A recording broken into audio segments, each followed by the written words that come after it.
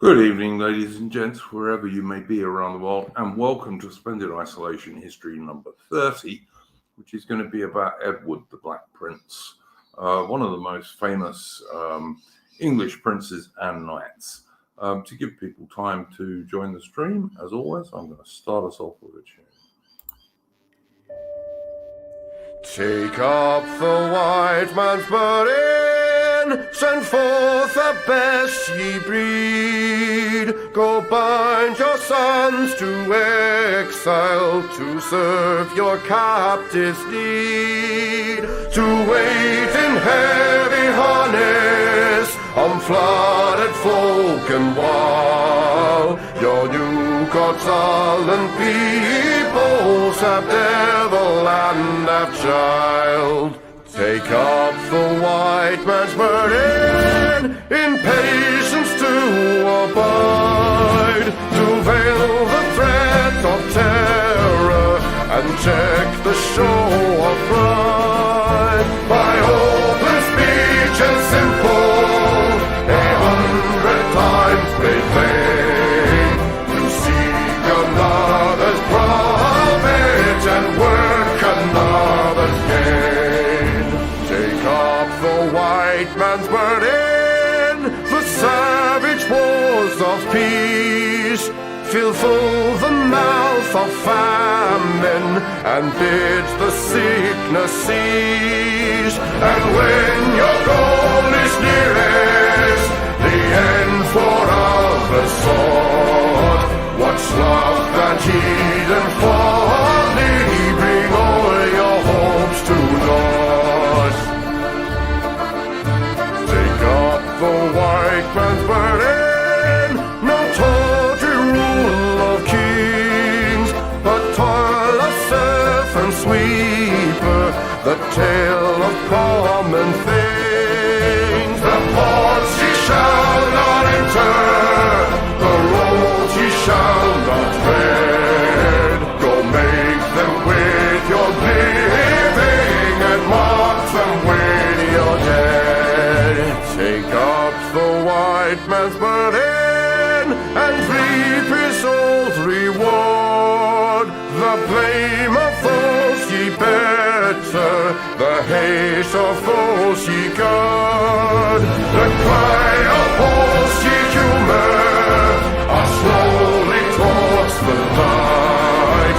Why brought ye us from bondage, a loved Egyptian night? Take up the white man's burden, ye dare not stoop to less, nor call too loud on freedom to cloak your weariness. By all ye cry or whisper, by all ye leave or do, the silent, sullen people shall wail gods and you. Take up the white man's burden, have done with childish days, the lightly proffered laurel, the easy ungrudged praise. Come thou to search your manhood through all of thankless years. No age with dear bought wisdom, the judgment of your peers. Take off the white man's burden through all of thankless years.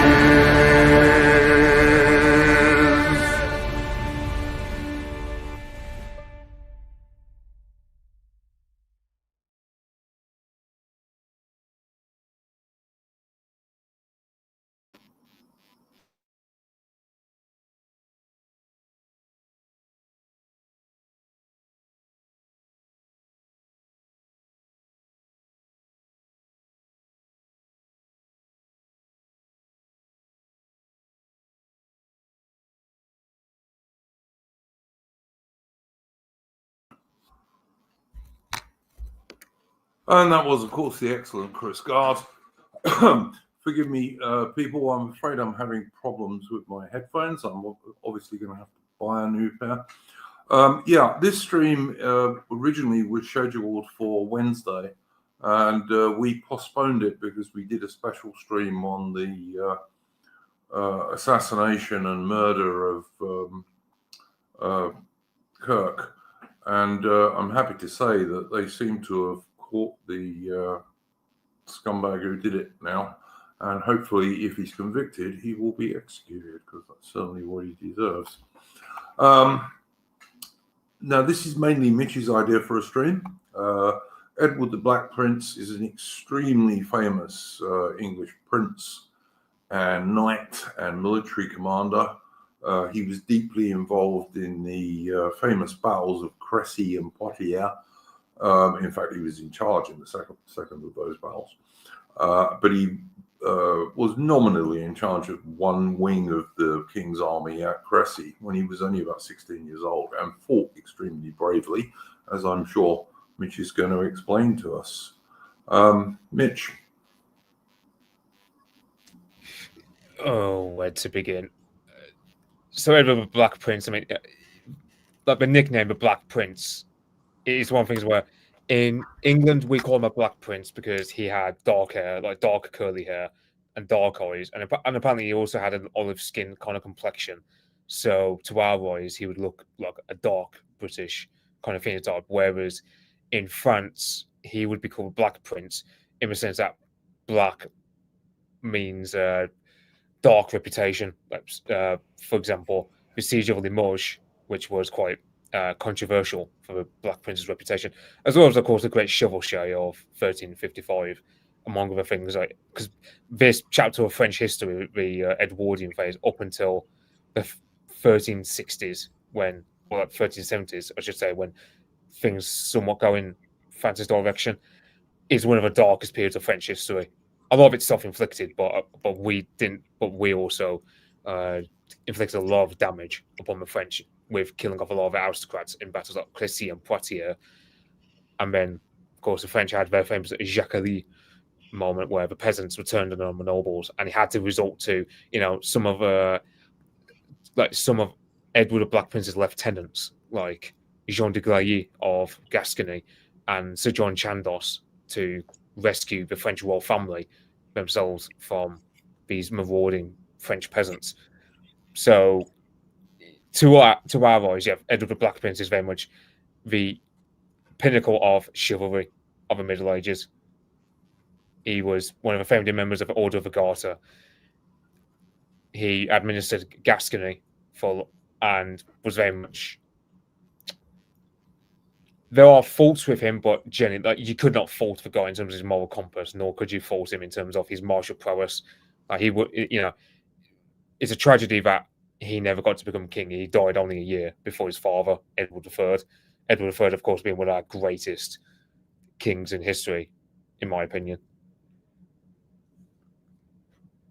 So I think that stands a good deduction. Yeah, absolutely. Just a couple of things. I mean, first of all, I first came across Edward the Black Prince when my father took me as a very small boy to Canterbury Cathedral, where you can see his tomb, which has a marvelous effigy of him in armor on top of it. And also, I don't know if it's still there, but when I was a child, they still had several.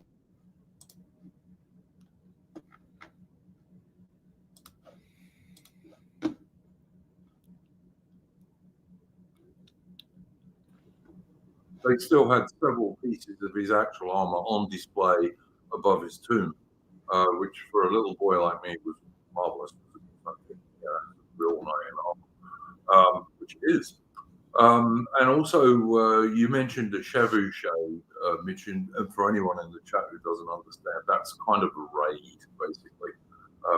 It's a medieval raid where you would go around and do a certain amount of burning and looting and pillaging and what have you. And it was a way of showing that the king in those places, and in this case, obviously the French king, couldn't protect the people.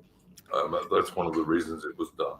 Yeah, for Americans, I think it's kind of like a medieval version of what William T. Sherman did in his Georgian campaign, for example, about making Georgia howl, based on the same principle, which was total war. But, for example, southern France create something like 1/5 of the French king's revenues came from southern France, and in order to cripple the French monarchy's ability to wage war upon the English crown, it was therefore warranted for Edward the Black Prince to just go full on scorched earth in France. And he was very successful, which is why, a lot of French modern historians, I have to say modern historians, because at the time, there wasn't really much complaint from the French because it was just a standard mode of warfare back then. But nowadays, you get a lot of French modern historians who will decry it as, being as borderline genocide and blah, blah, blah. Yeah, it's greatly exaggerated, and also, of course, as you say, Mitch, it was a perfectly normal way of carrying on in the medieval world. Yeah, and it's worth noting as well, like Edward the Black Prince. I mean, he was very zealous. I mean, in fact, this is one reason he co-founds the Knights of the Order of the Garter, where all church property is to be spared from being burnt. So it wasn't like it wasn't like Edward Black Prince, Edward Black Prince was very chivalrous.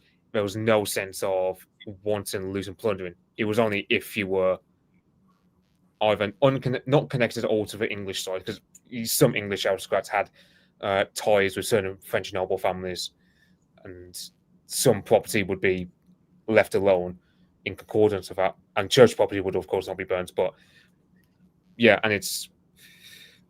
I remember there was one town that the Black Prince spared because it was run by the widow of a French knight who was an English woman. Oh, I read that the other day. I can't remember. I think some of an A. But yeah, I know what you. Yeah, that is a true story. Yeah. So it was reasonably chivalrous. I mean, war is never nice, and people get killed and robbed, and their property gets destroyed, and this happens in every war.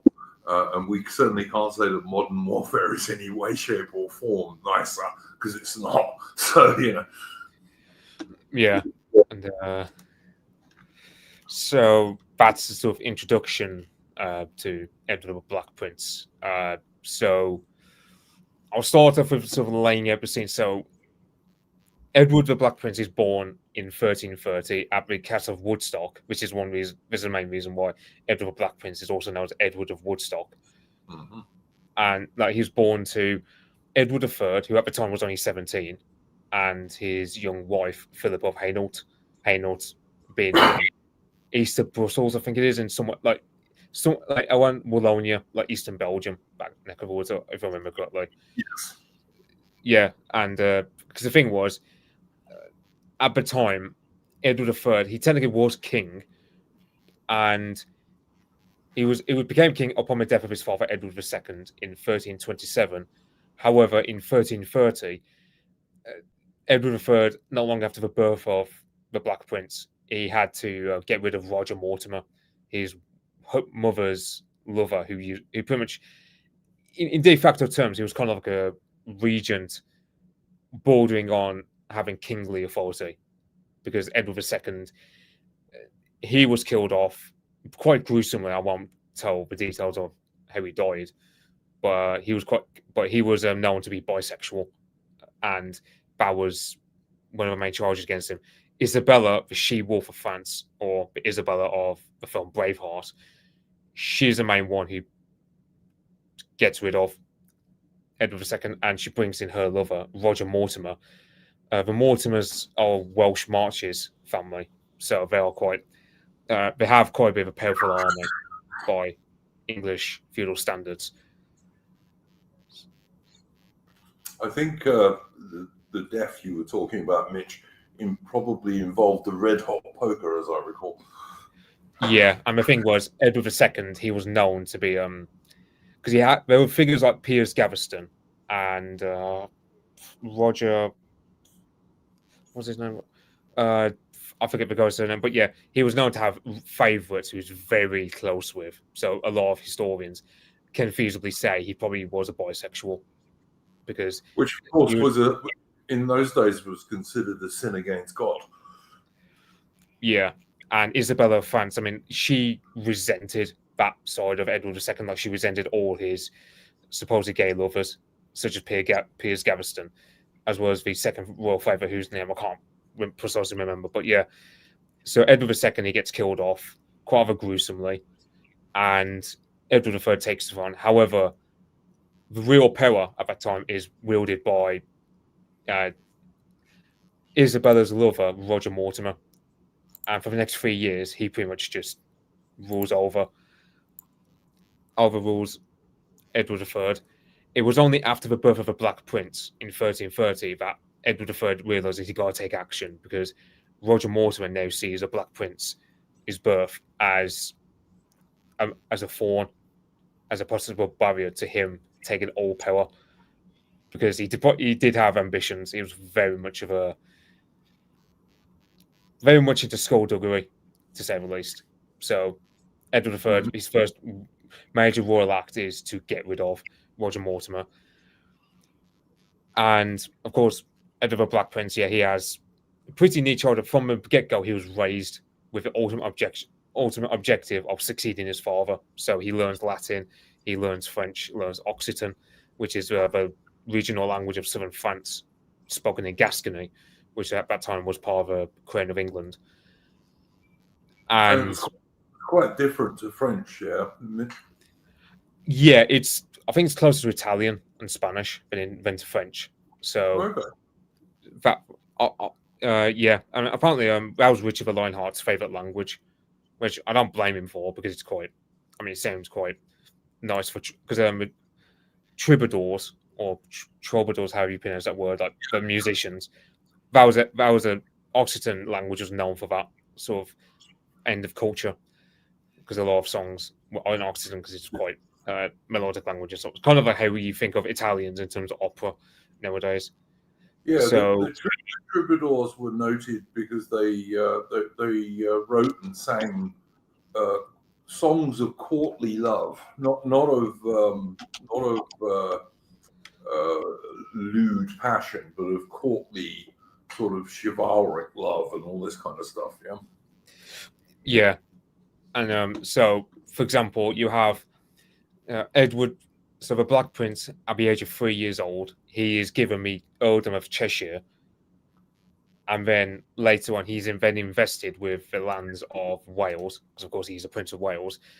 And then at the age of 7, in 1337, upon the eve of 100 Years' War, the Black Prince is further given the Duchy of Cornwall. Now, Duchy of Cornwall, this is the first duchy to be created, and it's given exclusively to Edward of Woodstock, or Edward of Black Prince.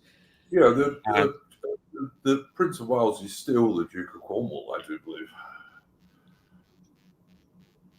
Yeah, I believe so. Yeah, I think that's one of their titles. Yeah.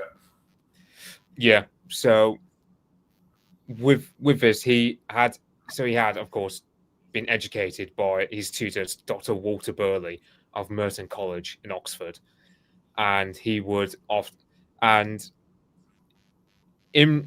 as times as a young kid, he would often be transported to Nottingham Castle, because of course Woodstock, not being far from London and not far from the Thames, it could be open to a French raid, because at that time French ships could raid England in the early stages of the Edwardian phase of the 100 Years' War. So Edward the Black Prince, as a child, very much he was groomed to eventually become a king from the get-go. Like, no expense. And of course, while he was getting all this academic education in Latin and what have you, he would also, of course, been receiving from a young age sort of knightly training in skill at arms and all this kind of stuff as well. Yeah, especially from his early teenage years, he starts having two major figures influence him in terms of his knighthood and so on. Sir James Audley and Sir John Chandos, both of them would serve him faithfully when he takes over Aquitaine / Gascony later on. Both very famous English knights. Yeah, they served him loyally, and they were very much pinnacles of chivalry themselves. But that's how. So he was busy becoming a good soldier as well as being educated in the medieval sense. Yeah, he was very much educated in the art of statecraft, in diplomacy, knightly chivalry, how to wield a sword, and so on. All the good traits you'd expect of a good chivalrous king. And this is another thing where, for example, at the end of 1337, you have these two cardinals from Rome come in to establish peace. You have Edward the Black Prince, who acts as a kind of middleman between his father and these two cardinals, because of course Edward III, he goes to the Low Countries, because it's worth noting that because of his marriage to Philip of Hainault, Edward III is able to leverage certain alliances in the Low Countries, and later on in 1340 he wins a famous Battle of Sluis, where the French Navy just gets decimated. Yep, one of the early really famous English naval victories. Absolutely. AI, welcome, sir. We're just we haven't got very far. We're just talking about the childhood, really, of Edward the Black Prince. So I don't know if you've got anything you wanted to add about that aspect.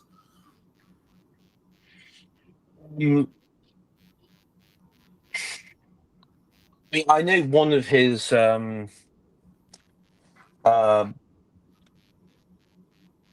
what was it? The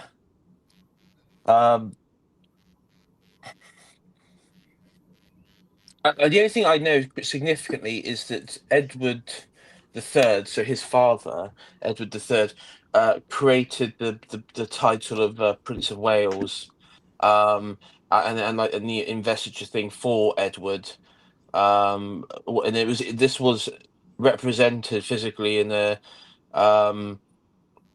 with a circular gold ring and a silver rod, which is some of which is still used today, of course, but that began the tradition of the heir apparent being given the title Prince of Wales.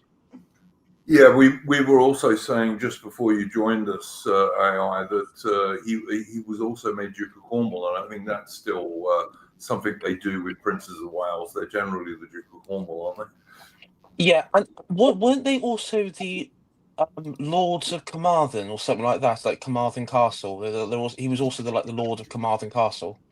Yeah, Carnarvon, that's where Edward II was born, I believe, because there was that famous prophecy about because Edward Longshanks, to slightly go off a bit, Edward Longshanks, he received this prophecy that the next King of England would be born in Wales, and that he would be a boy who didn't speak English. And of course the Welsh took this to mean that the next kingdom, that basically they're going to win against the Anglo-Saxons. So what Edward did was he took his pregnant wife to Carnarvon Castle, where she gave birth to Edward II. So technically, it's fulfilling the prophecy, was an English lad who, as of yet, couldn't speak at all, and and ever since then, that's why Carnarvon Castle is very much associated with Prince of Wales. Yeah, and you'd have to wait till the Tudors for that. Anyone to sort of for a Welsh, a family of Welsh origin to succeed to the titles of Kings of England. I think there's Iron Duke. Sorry, guys, I'm having a certain amount of problem with my sound at the moment. We started yesterday. Hopefully, I'll get it sorted out before we do our next stream. So we've been saying, AI, before you joined us, that Edward the Black Prince received a really good education by medieval standards. In Latin and various languages and things like diplomacy and what have you. And of course, he also received a full knightly training in terms of his skill at arms and all this kind of stuff, because that was absolutely essential to a warrior prince of those days. Yeah. Another thing that happened and is quite important for maybe sort of pushed his career for or where he sort of gained that sort of idea of actually, diplomacy, warfare is more appropriate. Diplomacy was that when he accompanied his father, the king, um, uh, to like what's called like the Burgermeister masters, or the leading council members of Ghent, Bruges, and Ypres, um, and other sort of like that sort of federation of cities.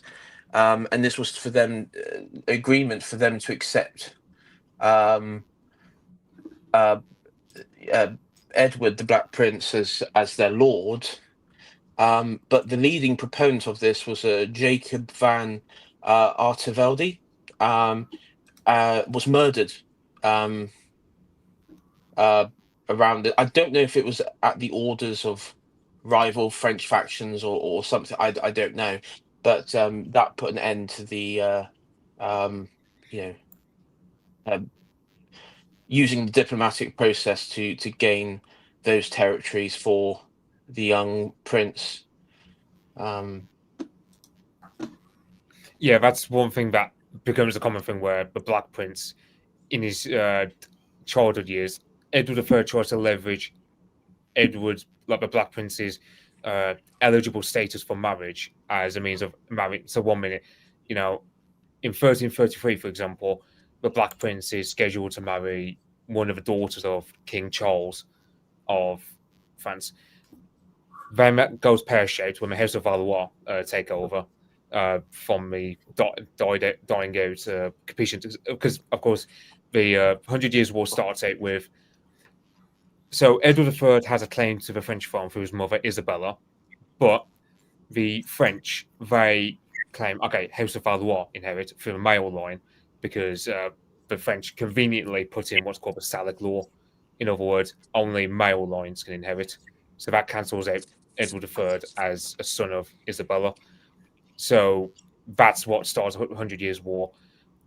Now you have later on, so the Black Prince. He's even later scheduled to marry the Duke of Brabant. Duke of Brabant being basically everywhere in Brussels.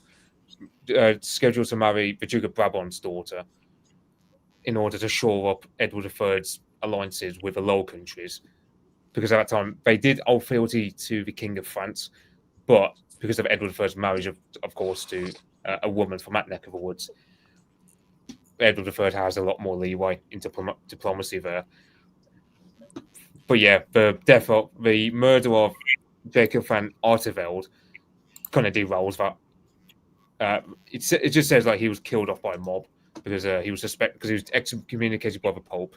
Plus, he was caught embezzling money, and a lot of people didn't like that. He was willing to recognize a Black Prince as, eventually ruling over the Low Countries. But like, there were plenty of like commercial interest, because he was, of course, into commercial interest, and Antwerp was a massive trading centre for English wool. So it was in a Flemish interest for an alliance with England. That's where Edward was able to leverage. Yeah, and so in 1345, you have Prince of Wales, or Edward the Black Prince. He's now old enough to serve alongside his father in the war in France.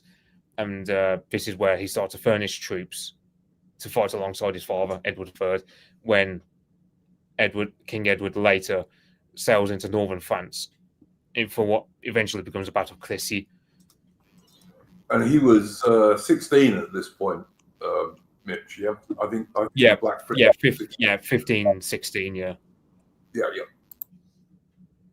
I will say, the Battle of Crécy, and unfortunately, it is overlooked by many people in this country, usually at the expense of other battles during the 100-Year War. But I think Crécy, it's the amount. It's actually the numbers of death toll on the French side and their allies. I mean, so King Philip the Sixth, he's wounded. Charles II, Count of Alencon, is killed. Rudolph, Duke of Lorraine, is killed. Louis II, Count of Blois, is killed. And of course, the famous King John of Bohemia, the a very famous figure. Bohemia at this point was a was emerging as a wealthy kingdom in Central Europe, heart of the Holy Roman Empire, was killed. And his son, Charles of Bohemia, who, again, we talked about Kingdom Come Deliverance. Charles is referred to as, in that as like being like the Golden Age, was wounded in action.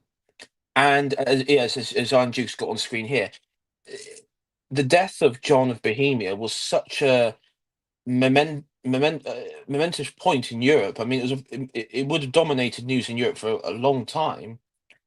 But yeah, Bohemia was very rich. It was one of the main suppliers of silver to Europe at that stage. Yeah, it was incredibly rich, and it was also the largest kingdom. If you look at a map of the Holy Roman Empire at this time, I mean, we all know the joke of like all these ridiculous like number of city-states and principalities, but the Kingdom of Bohemia was the largest political entity in um in the Holy Roman Empire. And at this point, obviously John of Bohemia, he was from the House of Luxembourg. Again, the Luxembourgs at this point were a very powerful and influential house who had been intermarried into the Caprician house in Hungary. So they were, again, these are the most powerful families by far in Europe that were killed or quite badly wounded at this battle. Yeah. It's also worth pointing out that Crécy was a very large battle by medieval standards. Medieval battles were not particularly large for the most part, but Crécy was a pretty big battle. To give you an idea, there were probably as many as 15,000 English troops at Crécy. And the French were something like 27 to 29,000.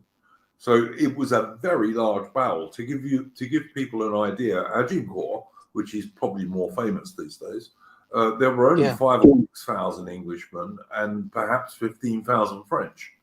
But also Iron Duke.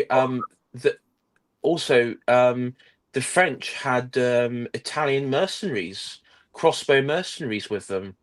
Yes, they did. Yeah, they had Genoese crossbowmen. They did indeed. And foolishly, they had left their parves shields. The crossbowmen of those days, because the crossbow took so long to reload, they used to carry a great big shield called a parves that you could hide behind while you were reloading. And they'd left them on the baggage. So when they went into battle, because they weren't expecting to go into battle. I mean, I'm sure Mitch is going to get onto this, but Crécy started quite late in the day. And the French king originally wanted to wait until the morning to attack. But his knights were so hot-headed and so keen to get at the English that they insisted, no, we've got to attack now. We've got to attack now, sire. And so the poor bloody Genoese crossbowmen had to go into battle without their parves shields, which put them at enormous disadvantage against the English longbowmen, because the English longbowmen already had a much higher rate of fire. Yeah, it's worth noting that like the French had a council of war that said on the day they said, okay, let's wait until tomorrow before waging a battle, because a lot of the French troops were tired from a long march. But the king of France, he was quite confident that victory would be sure, because of course at this time, so Edward III, he learns from the Scots that actually you can have an infantry-based force defeat heavy cavalry, whereas at this time the French didn't learn that lesson. As of yet, even though they got beaten by the Flemish at the Battle of Golden Spurs, like over 30 years before, or 40 years before, I should say, the French still have a lot of confidence in their heavy cavalry to decide the outcome of a battle. So you have... Yeah, and to be fair, heavy cavalry, knightly cavalry and men-at-arms on horses, armoured guys on horses, had dominated European battlefields for quite a long time at this stage. And the English army fighting on foot was very much the exception. And it's very difficult to arm a horse. And certainly in 1345, sorry, you couldn't really armor a horse effectively against arrows at all. And most of the French nobility, and many of them in arms, were mounted. I mean, the French did have infantry, including the Genoese crossbowmen that AI was talking about. But they did also have infantry on foot as well. But the French army were coming up from a march, as Mitch just said, and that was one reason it would have been sensible to wait till the next day, really. But they were coming up from a march, and they were coming up piecemeal. And so the French, as they arrived on the battlefield, would launch into a charge. And Edward, who was a shrewd commander, he had positioned his troops well. They were between two villages, which helped secure their flanks. And they were on a slight rise.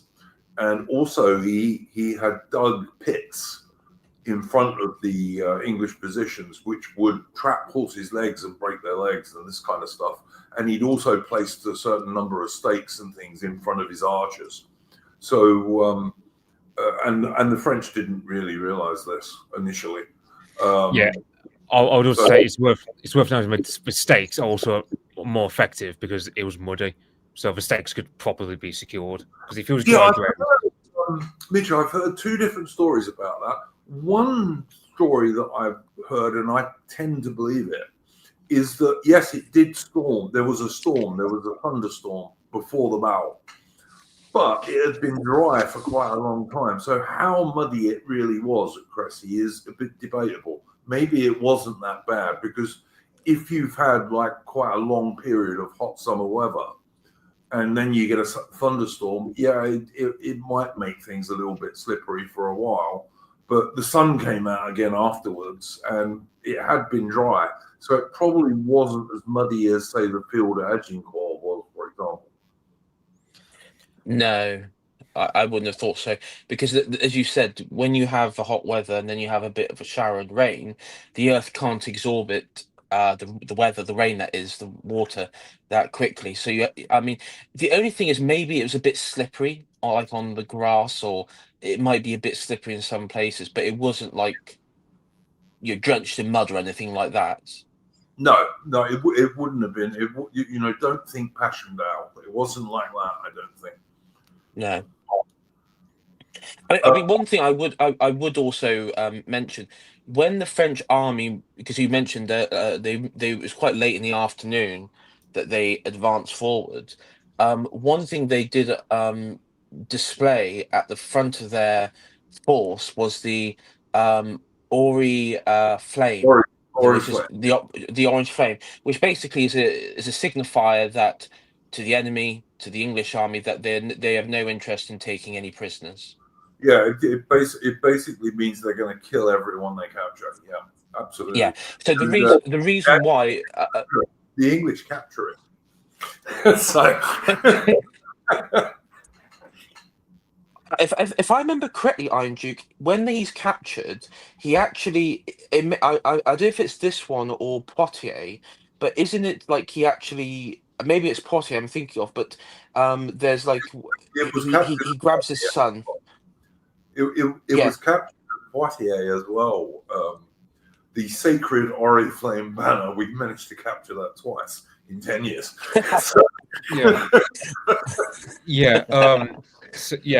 Edward III wasn't at Poitiers. I don't think it was. But at Cressy it was, and you have that famous saying, "Let the boy win his spurs." We don't know if that's fully accurate, because Edward at this time was already a knight, so he didn't have to order. But it was kind of like he was young, and this is his first major battle. So it's worth saying, guys, that he actually did have to fight himself, the Black Prince. He had to fight himself very fiercely at this battle. He nearly got killed. He nearly got killed. He was knocked down. He was knocked down. his personal banner, the guy who held his personal banner, who would always fight right next to him, had to drop the banner at one stage in order to use his weapons to defend the prince. And he called out, everyone to the king's son, and obviously the English knights and men at arms immediately rallied towards the Black Prince. But the Black Prince got up and carried on fighting. This was a 16-year-old boy. He was very brave. Yeah, there was one. I remember reading one book on it that the Black Prince himself. I mean, he actually helped. There was a knight, one of his fellow knights, that was on the floor. He helped him up, and he actually even got into the Black Prince got into one point because and you see it with when you're suited up in armor, it was actually like proper hand to hand, even just punching in some cases. In this sort of scrum. These guys were absolutely fighting hand to hand with maces and shields and swords, and also things like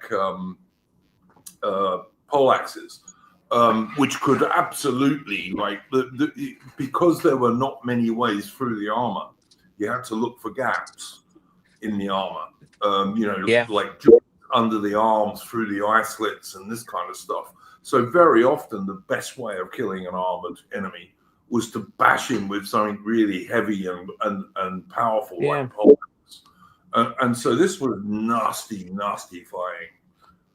Yeah, and also, in some cases, I mean, bear in mind you have these cavalry charges we mentioned a lot, and they think that the Duke of Alencon, the French Duke, may have actually suffocated in a scrum or horse charge. That there's a theory that he actually may have just suffocated. It did happen. It did happen because if you had a great big pile of guys who were killed and lots of people on top of you, that could easily happen. But it was very fierce fighting. And if you look at the Battle of Crécy, most of the French attacks, not all of them, but most of them were actually aimed at Edward the Black Prince's battle, his section of the battlefield. Yeah, I think the one attack that really threatened to undo the Black Prince's flank was led by John the Blind of Bohemia. He had to be tied to two other horses led by his knights in order to charge at our lines, and this was the most threatening part of the battle. But eventually, we overcame the Bohemian contingent. After the battle, as you can see in the painting, he is standing in his black armor, and he is mourning the death of John the Blind. Afterwards, he takes the 3 ostrich feathers that were John the Blind's sigil, and they become his personal banner. I think to this day, the older the guards still have those 3 ostrich feathers. And so does the Prince of Wales, the English Prince of Wales, the British Prince of Wales, I should say these days, always has the 3 ostrich feathers on his armorial crest. Yes, correct. And Philip, he went through during this. He also went through 2 horses. 2 horses were killed from underneath him, so he went through 2 horses. I would also say that the last charge by John the Blind here, the King of Bohemia, it sort of reminds me, even though it was different with El Cid because he was actually dead when they did this on his horse. But when the Spanish or the Castilians, they plotted El Cid on the horse, even though he was dead, and used him as to charge in, and while the Muslims were littering with arrows, and he was not sort of flinching or moving. Yeah, he was used as a figurehead. Of course, worth remembering that Crécy, as with all the English battles in the 100 Years' War, was very much a victory of the English longbowmen, who were, especially in this battle, because the French mostly fought mounted in this battle, they killed and wounded loads and loads of their horses. Because, as I said earlier, you can't armor a horse very easily. It's very rare, Iron Duke. I think there are a few battles you can say in the sort of the medieval this sort of period where there is like a total victory, and when I say a total victory, like such a crushing defeat one side, I would say maybe like the Battle of Gernwald with the Teutonics and the Poles maybe is one. I would say this one, I mean, it's probably one of the most devastating victories for the French, and a great victory for the English, probably one of the greatest victories for the English. With the number of their, you know, enemy commanders, dukes, and the capture of the king and everything. I mean, it's a total victory. It's also worth pointing out that because the French flew the Oriflamme, which meant they weren't going to take any prisoners, Edward III also said to his men, "Well, we're not initially anyway going to take any prisoners because they outnumber. They're nearly twice as many men as we've got. We just can't afford to." So initially, the English didn't take many prisoners either. It's also worth pointing out that when the king supposedly said, as Mitch talked about, let Edward the Black Prince win his spurs, and he quite likely did say something like that. He did eventually send him about 50 knights to reinforce him, which is not many, really, when there were 15,000 men on the English side and almost 30,000 on the French. According to one of the chroniclers, what was said was during the battle, the king saw that his son's banner had gone down when you said the bannerman had to basically join in the fighting, and that's when he said, "Put on it, AI." Yeah, the bannerman dropped it because he had to use both hands to fight, and just put on it so the French couldn't get it.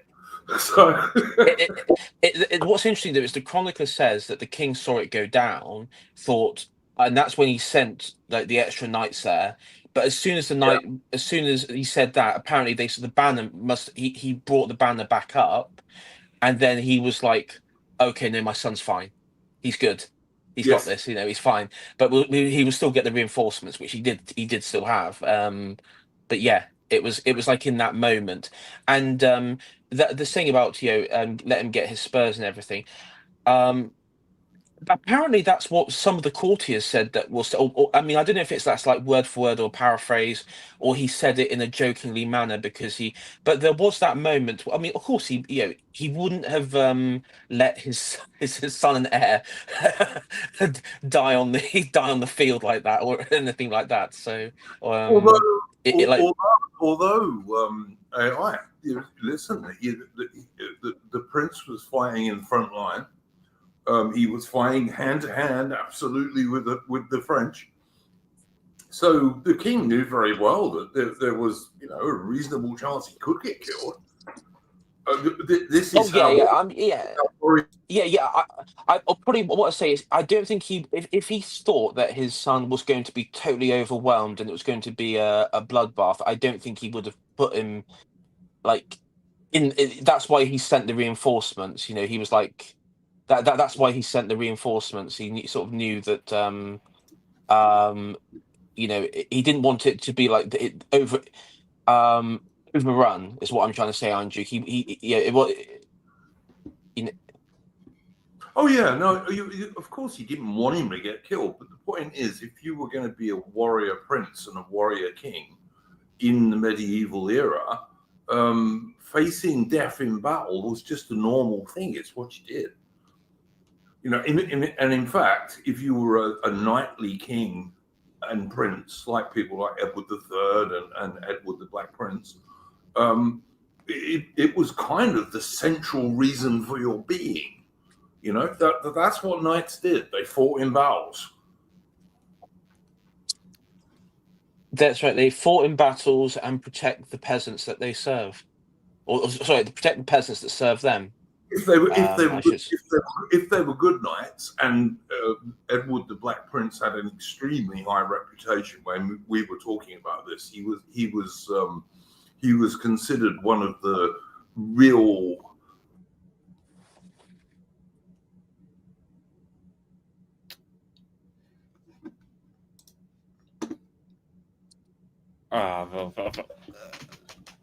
Yeah, I think he's just going to say he was known for being quite generous, and he was known for being quite chivalrous, and nicely in his conduct. Like, you couldn't really fault Yeah. him from an English point of view. When I was living in when we were living in Cornwall, there was like you used to see like various towns and villages where like the king would sponsor a construction of of this bridge, or sorry, the prince would sponsor a construction, or he will like um uh agree for a village to hold a market, a market here, or some sort of celebrations at this village, or something like that. So yeah, you know, Yeah, for someone like I know Woodpit's American, or for any other Americans, one thing to bear in mind is that this painting is actually is at the Telfair Museum in Savannah, Georgia. So, I thought it was I thought it was a piece by, let's say, by an English painter or perhaps a French painter. Now I was surprised to find it was an American who did the painting. But yeah. yeah, What's his name? Russell something or other. He was born in this country, but he was born to American parents, and uh, yeah, Julian um, Russell's story. that's right. Yeah. I mean, it's a famous painting. It's uh, he was into sort of the chivalric order knights, these sorts of knightly figures. It's a 19th century painting, Mitch. I think. Yeah, like latter end of the 19th century, I believe, Yeah. 1888. Yeah. 1888. Yeah.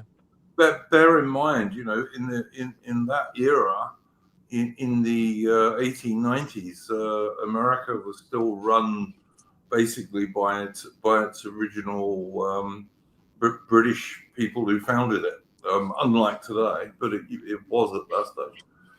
It's quite Yeah. interesting. You at this particular point in the 19th century, going into like maybe the early 20th century, you did have like this really strange group of Americans, these transatlantic Americans, born in Britain or brought up in Britain, then returned to America, and were deeply invested in Anglo-Saxon culture, mythology.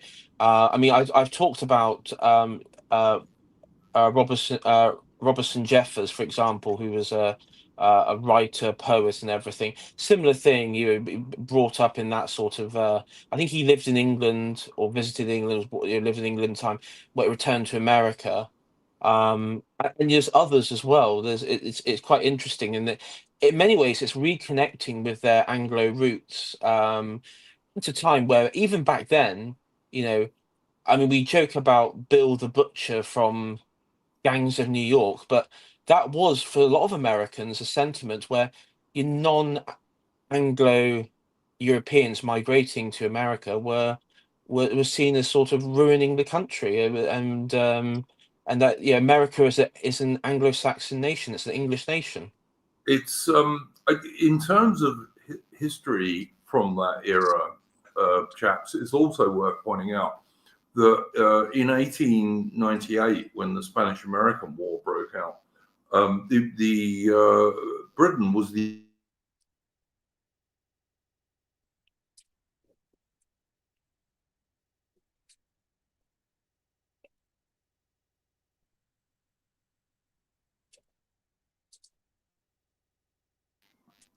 it's worth pointing out, I'm sorry about my sound problems, gents. It's worth pointing out that in 1898, when the Spanish-American War broke out, Britain was the only European country which was neutral in that war, and also was the only country that could have stopped the Americans winning, had we desired to do so. And as a result of that, during the Anglo-Boer War in 1899 to 1902, the Americans were strictly neutral in that war. And it was partly because Britain had been neutral in the Spanish-American War. Ah, Yeah. I've heard of it. Yeah. Yeah. So to carry on with the Black Prince, yeah. So you have a Battle of Crecy, where pretty devastating victory, pretty devastating defeat for the French, and spectacular victory for us. I think not be a few years after, a couple of years afterward, the Order of the Garter is founded.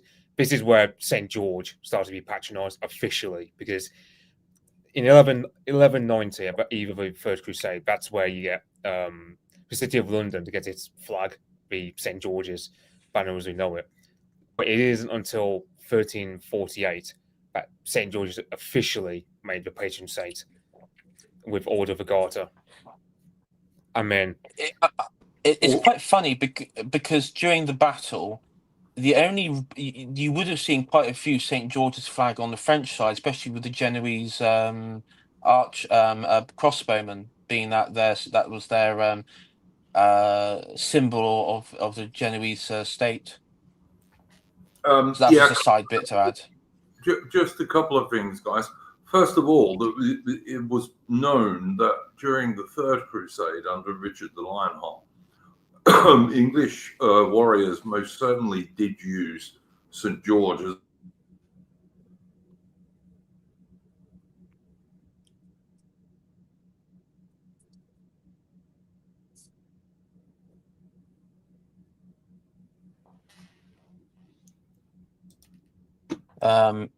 Yeah, he's right. They did use the St. George's cross, and there's the English warriors in the Third Crusade did actually use St. George's name as a war cry. And by the time of the 100 Years' War, quite a lot of English soldiers had the St. George's Cross as part of their livery, which was the closest thing that people had to uniforms back then. I believe when the English Crusaders during the Second Crusade assisted the Portuguese in capturing and retaking Lisbon, also used icons of and symbols of St. George, and even used St. George's name itself during the siege. Yes. Or prayed to St. George. Yeah. As I say, the English use of St. George goes back certainly to 1189 at the latest. So, and of course, he was known in England, even in Alfred the Great's time. People knew who St. George was.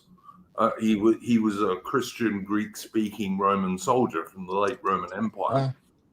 I have it on good. I have it on good authority by Amelia from TikTok, who used an AI search engine, and she informed me that he was actually a Turkish immigrant who lived in Palestine and never visited England. The Turks, as I know you two guys already know, but the Turks were still in Central Asia at that time. They certainly weren't anywhere near Anatolia, which was the Greek-speaking part of what today is Turkey. It wasn't Turkey then, and the Turks were still in Central Asia. And so all these lefties could go fuck off, basically. But anyway. Yeah. But by the time of the 100 Years' War, quite a lot of English soldiers used the St. George's Cross as part of their livery. And that, as I say, in medieval times was the kind of the closest thing to uniform. And it was a way of your side recognizing themselves. Yeah, and so the year after in 1349, you have the Siege of Calais, and it's after this where, for the next just over 200 years, Calais becomes a possession of English crown. And I'm thinking about, and this is one reason why they say it's said that Edward III is kind of like a father of English nationalism, because when he takes over Calais, his first order is that the French inhabitants be chucked out and the town be resettled with English servants of the crown. So that's kind of like it was only lost under Mary, wasn't it? Yeah, 1558. I think it was because we went to war stupidly with the French because of Spain. Yeah, no, absolutely true. Guys, because we're an hour, can I just interrupt our narrative for a minute to do a little bit of admin stuff? First of all, as I said at the beginning of this stream, for anyone who wasn't here then, this stream was postponed from Wednesday because we did a special stream on Charlie Kirk when he was murdered and assassinated, and they now seem to have captured the dude who did it, whose father was a 27-year veteran of the American cops, a sheriff of some sort, who may have even given him up. So we'll see what happens with that one. But we did cancel our stream from them. But we got a super chat, which I will read out. We got a super chat from Rudd Three Trees, and he sent us $15 USD, and he said so.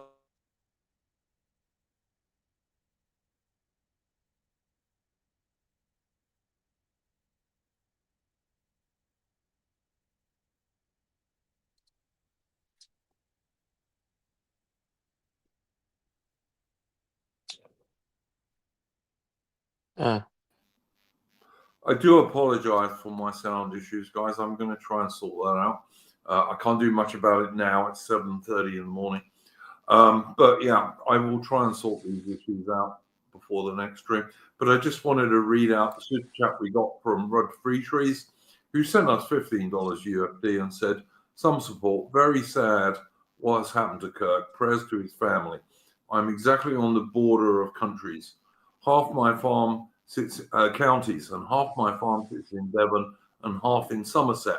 So I've got both flags up. So he's from your part of the world, Yeah, I say hello. I'm also originally from Cornwall, so nice to meet a fellow West Country chap. I mean, technically, technically there are some. Well, technically, like my grandparents, for example, they would never acknowledge Cornwall was a part of England.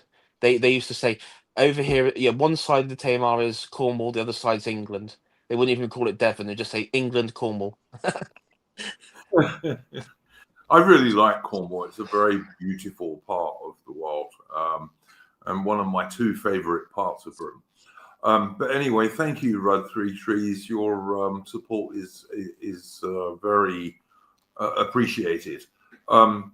If people in the chat want to send us a super chat or support the channel, they can do so via Entropy, and the link is pinned at the top of our chat.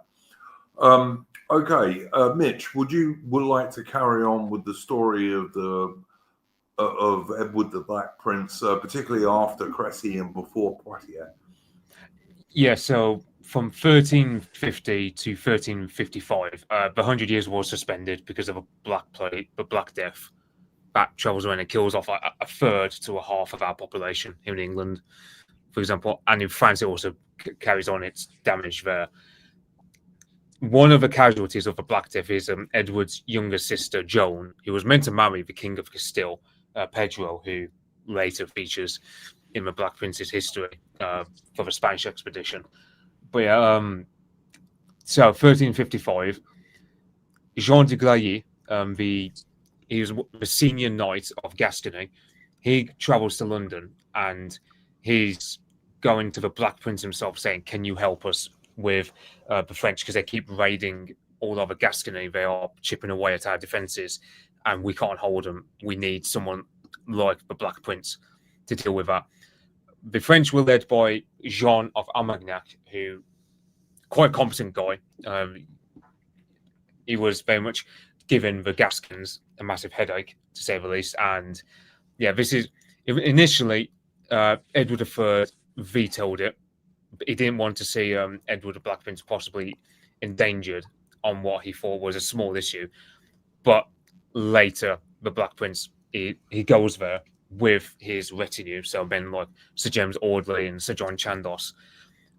They go over to Gascony, they land at Bordeaux, and they meet up with a Gascon army, and Edward decides very men to conduct a chevauchée, or massive raid, where it runs all the way from Bordeaux and it follows along, for example, Armagnac as a Jean, who is the French commander in Toulouse.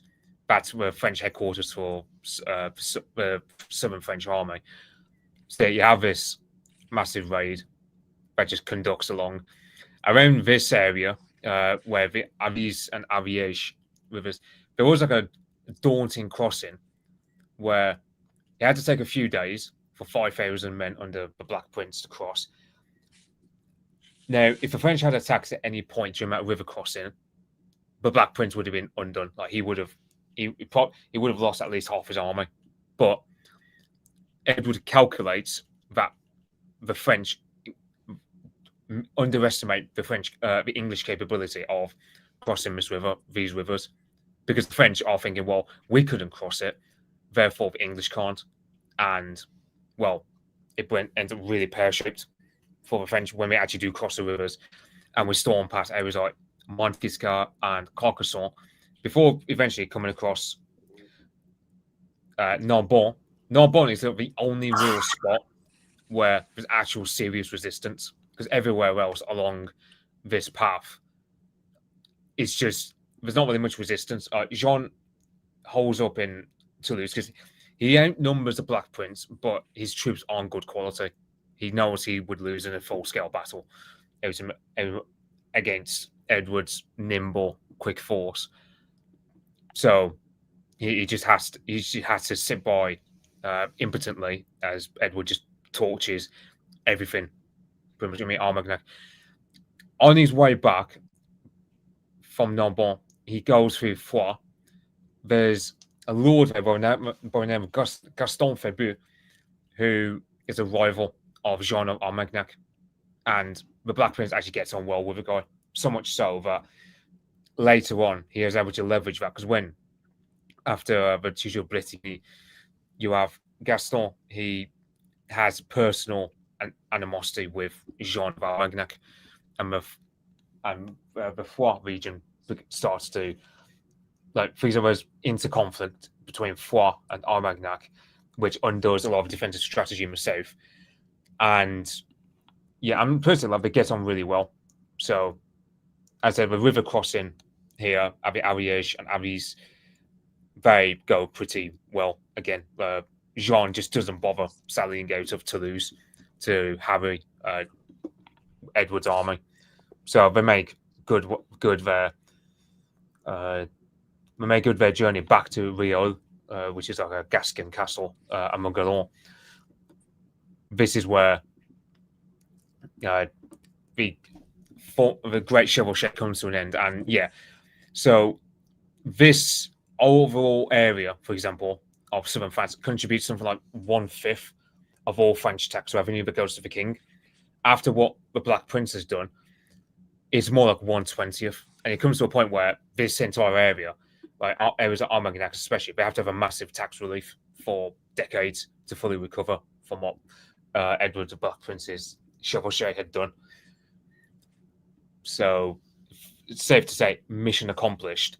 And this later feeds into the Battle of Poitiers, because when Jean of Armagnac is also holding back at first, he's pressured by King of France, as well as the Dauphin, to sally out up north to fight against Edward the Black Prince's army at Poitiers. Now, the thing was, originally there were meant to be 3 armies in northern France, alongside the Black Prince coming up from Gascony, John of Grosmont, who's at this point pretty much the Duke of Lancaster, one of the most powerful nobles in the land.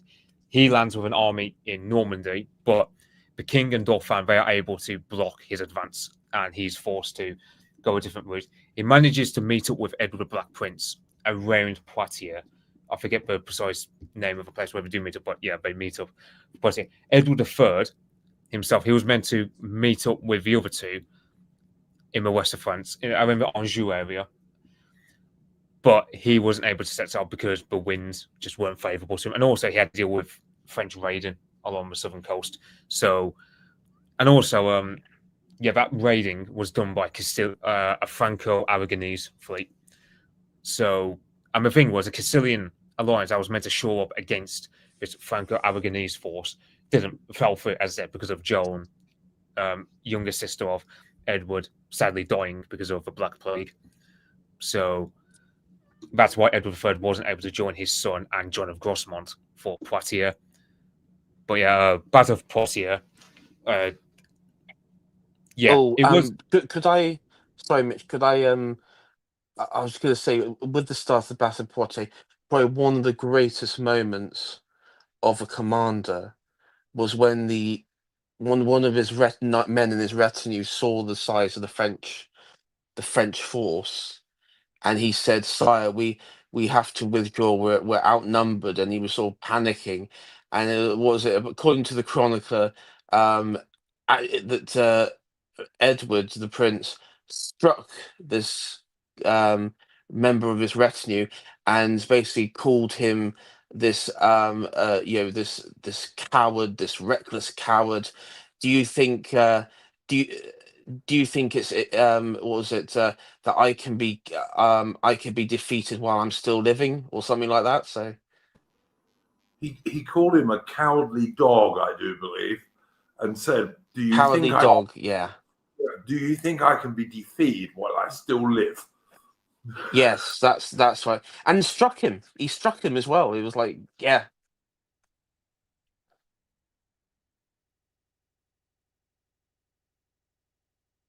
yeah. Yeah, so in the lead up to this battle, you have Jean of Armagnac, who he is kind of cajoled into advancing off. Now, to be fair, he's able to train his troops better, so that by the time Battle Poitiers, he's a lot more aggressive compared to how passive he was with a great chivalry. So he's very much gung ho about fighting Edward Black Prince, not just because he had better quality troops, but also because he wanted to salvage his reputation. Because in the French court, Jean had lost a lot of favor due to his aforementioned passiveness. So yeah, and then you have other French ones, such as Jean de Clermont and I believe it's not Geoffrey de Charny. I'm trying to think. The Constable of France, whose name. It's also Yeah. worth mentioning, Mitch. You were talking about the Black Death, and it's worth pointing out to people who don't know this, and I know we all know this, but some of the audience might not, is that the Black Death in England, and England always had a much smaller population than France back then. You know, Napoleon hadn't come along and ruined French birth rates. But in those days, France had a much bigger population than England. And in England, the Black Death had the effect of basically ending feudalism. So that from this era onwards, you can't really talk about English peasants in the same way as you can French peasants or German peasants or what have you, because they were no longer tied to the land. There just weren't enough people. So that this is where you get the whole freeborn Englishman thing originally coming from the time of the Black Death. An Englishman could move anywhere he wanted within the kingdom. And the funny thing is, going into the 15th century, you start to see, not just in England, but in other European powers, that you would have like these untitled families, particularly those from non-aristocratical backgrounds, who would become maybe like captains or burgomasters or even like some mercantile families who would become wealthy and overtake landed title families in their areas, and now even becoming more sort of wealthier than as I say, those sorts of sort of title families, and garner more prominence. I know places in Germany, for example, you could talk about Bohemia, for example. You did have some of these families would purchase titles. I don't know if that was possible in England, if you were able to purchase a title, purchase your lordship. I not so much AI, but what you could do in England is if you were, say, the captain of a company of archers, right, and that would mean you would start off as a yeoman, as an ordinary Englishman, not a knight. You could be knighted, and you were sometimes in the 100 Years' War. We know of cases where guys who started off as ordinary English yeomen were knighted.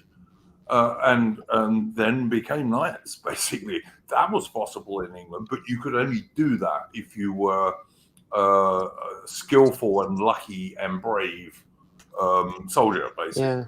that was Yeah. the way you could. Oh yeah, just a small note. So in the lead up to the Battle of Poitiers, there was a French cardinal, because at this time, Avignon was a papal possession. So you had Cardinal Henri de Talleyrand of Perigord. Boy, this is an ancestor of the famous Charles Maurice Talleyrand that Apostolic Majesty did a stream on. So yeah, this particular Talleyrand cathedral cardinal, he goes up to Edward the Black Prince, going, "Oh, can you like, do a truce with the French?" Of course, Edward goes like, "Well, look, this is just a ploy," and it really was. And I think like he said it.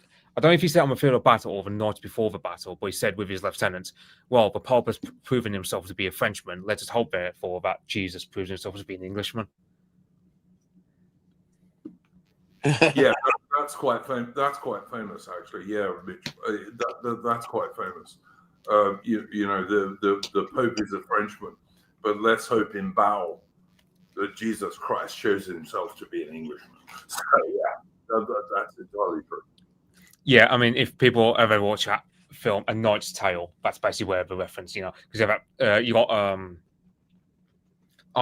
Mark Addy, I think he says the Pope might be French, but Jesus was English, because he says it like the French taunting the English. But yeah, and that's a reference to that. So yeah, you have Battle of Poitiers, which is even more devastating, really, when you think of it in terms of kill to death ratio. It's something like 40 men at arms on our side dead. Meanwhile, the French lose at least 4,500 men, and you got factor that with, of course, this medieval. Yeah, and you got the English had about 6,000 men at Poitiers. The French had about 16,000. The British lost a few hundred altogether, including only 40 men at arms, whereas the French lost up to 10,000. Yeah, and it's pretty devastating as well, because the king, John of France, he himself gets captured. In fact, it's at one point where he's surrounded by all these English longbowmen, and he haughtily says, "I will not surrender until you present to me an English nobleman." So the Earl of Warwick had to come in and accept King John's surrender. And that's, yeah. I was also, I believe, a Dauphin, or one of his, I think it's like his fourth son, was also taken captive. So it was pretty much all of a disaster for the French royal family. The Dauphin was a 14-year-old boy, and he was fighting next to his father and warning his father when people were getting behind him and going to hit him, and fought very bravely, it has to be said. Yeah, and it's. Yeah, it's. But this was right at the end of the battle, by which time the French king and his immediate bodyguards were completely hemmed in by the English forces, and this was another 100 Years' War battle where the English archers actually ran out of arrows and ended up fighting hand to hand, which they very often did. But this is something that people don't realize about the 100 Years' War. English archers were not simply missile guys. They were quite capable of fighting hand to hand if they needed to. They had hand to hand weapons, and some of them had more armor than is often realized these days as well. But by the end of the battle, it went so disastrously badly for the French, and most of them fought on foot in this battle. Not all of them, but most of them. And by the end of the battle, the French king was cut off with his immediate bodyguards and completely surrounded by English forces.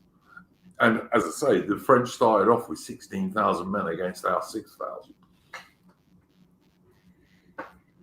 Yeah, and of course, after the battle, there's a Jean de Froissart, who is one of the main medieval chroniclers for Edward the Black Prince. He says, so King John, he's stripped of his armor, like by Edward himself. Like Edward received him with respect, and generally just he had a lavish dinner with not just King John, but also all these French nobles and barons and so on who were taken captive. And he would serve, but he would not sit down with the king, saying like he was not worthy to sit at table with so great a king, nor so valiant a man. So he was very much conciliatory towards the French king, as well as the nobles he took captive, which bears in strong contrast to, for example, the oriflamme that was flown, for example, at the Battle of Crécy, which is this is the main reason, of course, why Edward the Black Prince is very much known as chivalrous, because the French flew the oriflamme at Poitiers as well. And the Black Prince initially did the same as his father at Crécy. He said, look, you don't take prisoners until you get permission, because the English forces were so heavily outnumbered. So he insisted to his men and his captains that, you don't take prisoners until I say you can. And he did put himself in a strong position because he was a sensible commander. And at the end of the battle, when he won, then yes, they did take prisoners. And the French king did indeed fight bravely, although hopelessly at the end. And he actually served the French king his dinner at this dinner after the battle. But he stopped for about half an hour in the middle of it. And the reason he stopped is he went on, one of the English knights had been badly wounded and was suffering. And the Black Prince went off and spent half an hour talking to his friend. So, yeah, he was a very chivalrous, knightly sort of bloke. Yeah, and it's certainly one thing where, so in the aftermath, he agrees to a 2-year truce with King John because at this time Edward wanted to get home. The Gascon lords, they were feeling a bit, feeling the proverbial ick about it, because they felt that you couldn't really trust the French king, or rather, you can't trust the French authorities in Paris to abide by any truce in the event that you take their king to London with you. This is why Edward at one point, because Edward is known for being quite generous and in concordance with chivalry, but also he gives up pretty much 100,000 marks worth of money to all these Gascon nobles to silence their murmurs, because they were not particularly too fond of the idea of taking the French king and his son to London. But yeah, once Prince Edward gets back to England, he takes part in a load of tournaments. He also meets with his father.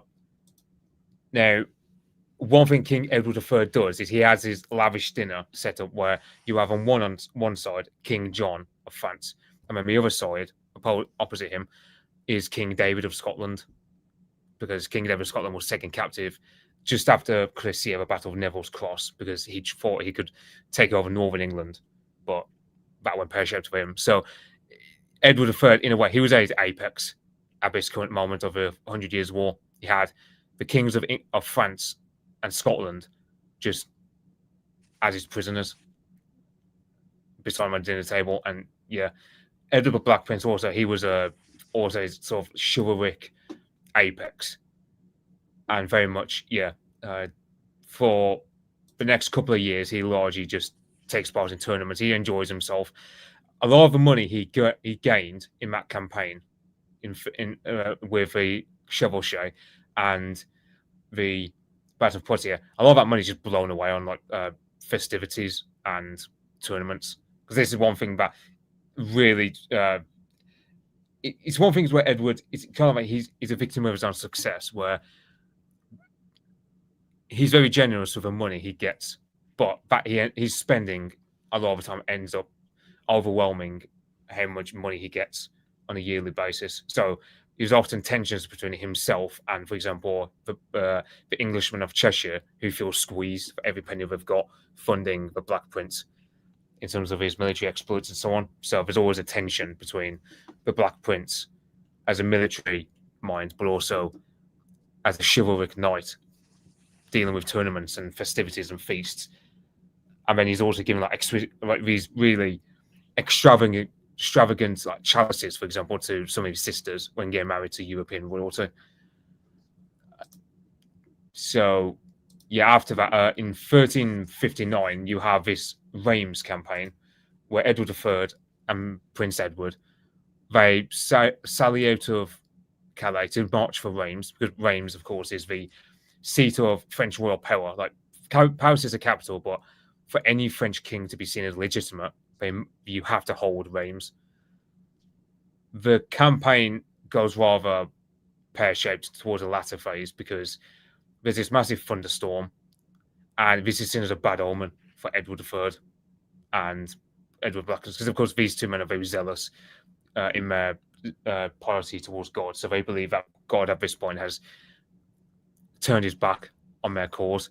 Not long after that, you have what's called the Treaty of Bretigny, signed in 1360, where in exchange for Edward III relinquishing his claim to the French throne, he takes over pretty much all of southwestern France. So you have from Poitiers to the area, say around Bayonne, like this neck of woods, including Foix, although the borders are a bit weird.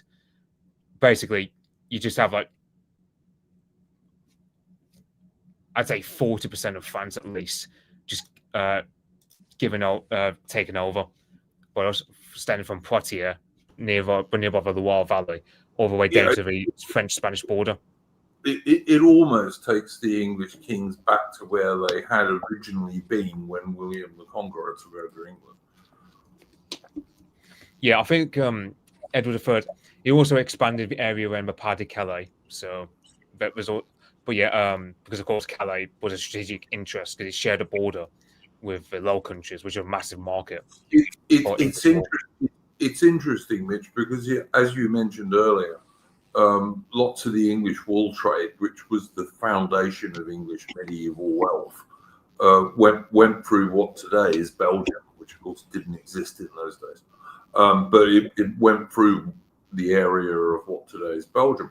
But if you look at southwest France, which was also English at this stage, we used to get most of our wine from there. But at the same time, we would have to send food there because they didn't produce enough food. So a lot of their food supplies would come from England. So there was a big trade going on all over that sort of area. Yeah, I think Gascony actually more tax revenue came from Gascony than came from England. Yeah, it was rich. It was richer, but it couldn't feed itself. So quite a lot of food had to go out of England and go to there. Yeah. I don't know. AI, you got anything else you want to say about this bit we're talking about at the moment in the aftermath of the Battle of Poitiers?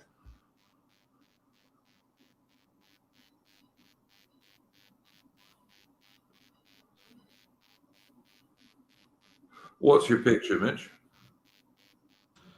Oh, so this is so you have the Spanish campaign so you have the Treaty of Bretigny in 1360. The Black Prince administers over Gascony / Aquitaine for pretty much the rest of his life on behalf of his father, King Edward. In 1367, you have the Black Prince. He is dispatched by his father to go into Spain because Pedro the Cruel of Castile, he's toppled from his throne by his illegitimate brother Enrique, because Pedro the Cruel, basically, as the nickname, as the cognomen suggests, he was just cruel. He was callous, sadistic. Everything you didn't want in a king, he embodied. Very arbitrary with the rules. He even killed an archbishop of Santiago de Compostela, which is a very holy site in Christendom at the time. So, yeah, he ends up getting excommunicated. His nobles, peasants, and clergy all turn on him, and he ends up just having a small retinue at best with him. His wife, for example, doesn't accompany him because he locked up his own wife and just slept with a load of women, including women from Granada, which at that time was under Muslim occupation. So he was just Probably known for. he wouldn't have got on too well with Edward the Black Prince then, I don't think. Yeah, Edward Blackwood hated him. Edward Blackwood had massive misgivings about this Spanish campaign. However, his father, King Edward, ordered it, and so the Black Prince felt honor bound to oblige to his father's instructions. And so he takes this Anglo-Gascon force through the pass of Roncesvalles. That wasn't his original path, because, of course, that pass is well known for being where Roland, who served Charlemagne, had fallen. It's kind of not the best position to go through as an army, let's say marching through the Pyrenees, but he had to go that way because Charles of Navarre, who is Navarre, of course, been a small kingdom, basically where the Basque country is in Spain. He used to be a lukewarm ally of England during the 100 Years' War because he had lands in Normandy that were confiscated by the French king, John, and he sided with us for a fair bit. But then the French basically bribed Charles of Navarre to block passage for the Black Prince to get into Castile. And that's why he has to go through this really, this really awkward crossing through the Pyrenees, as detailed there. And he very much struggles with it. But yeah, he's able to cross through into Castile.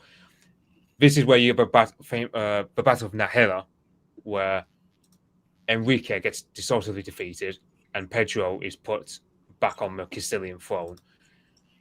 From this point onward, however, Edward the Black Prince is starting to suffer psychological issues.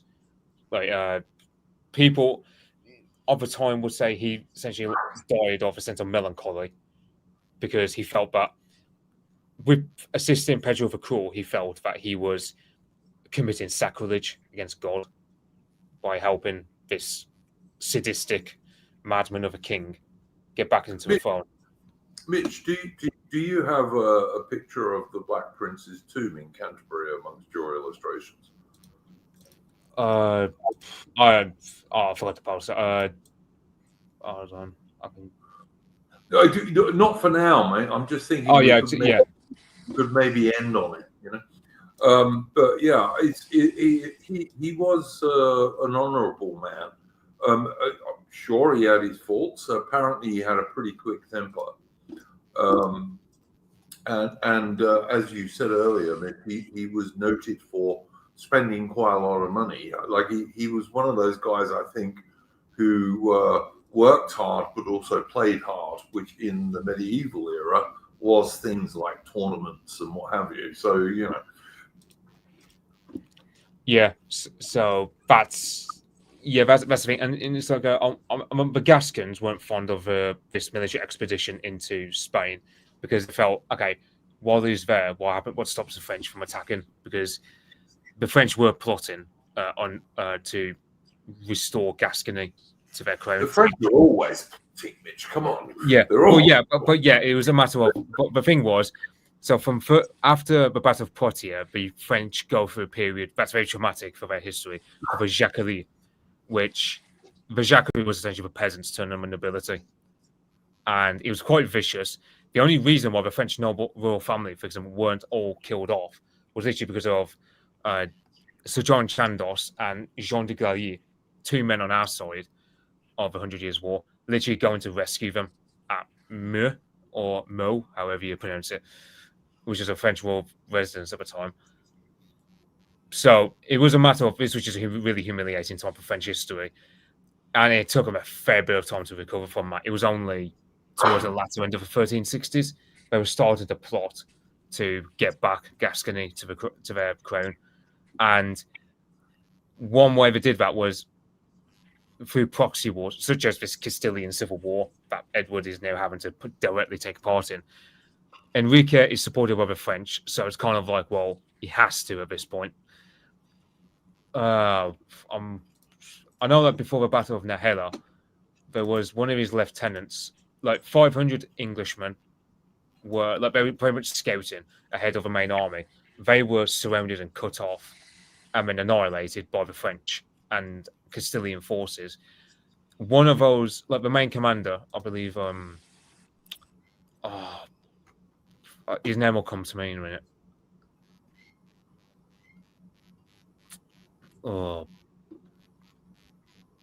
I can't remember the name, but yeah. So you essentially have this, this one small battle where 500 Englishmen, including one of Edward's own friends, gets killed. And after this point, he really is determined to get vengeance for his slain men. And this leads up to the Battle of Nahela, which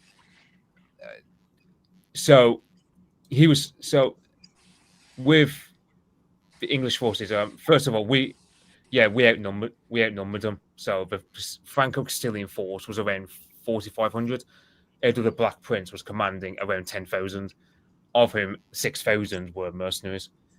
And the Battle of Nahela, it was a matter of, you have, for example, the White Company book by Arthur Conan Doyle. Yeah, Sir Nigel Loring, who's the character, he partakes in this battle. So he's a real historical character who takes part in this battle. The White Company is a really good book, by the way. If you want to read a good novel about the 100 Years' War, it's really good. Yeah, and the thing was, one of the main reasons why the Castilian side for Enrique lose was because the Spanish. This is one thing about the Spanish is they're excessively prideful akin to the French. They don't believe in fighting on foot, even though the terrain at Nahela was not good for cavalry warfare. So the Spanish forces charge at us. They don't choose to go on foot, which would have been better because they felt it would be humiliating for them to fight on foot, as though an average peasant.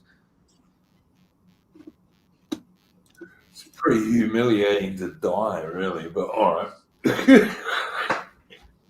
And it's like that point where Enrique was trying to rally his men against the Anglo-Gascon forces, but his horses kept getting killed from underneath him by our longbowmen. And of course, the flanks were getting turned over by the Gascon mercenaries on our side. The vanguard, which was commanded by the French knight Bertrand de Guesclin, they get completely just annihilated. Bertrand de Guesclin is probably the best French knight of his generation. He does a lot of work in undoing our position later on, but he gets taken captive at Nahela, and it was a matter of you also have the pursuit phase of a battle where they were trying to escape over a bridge, and the bridge just it was too narrow to permit let's say thousands of men to cross all at once. So you just have a situation where it was a bloodbath for the Castilians and the French. Most of them just got annihilated. Many were taken prisoner or just killed outright. A lot of these French and Castilian prisoners who themselves were noble, they were just killed off by Pedro the Cruel.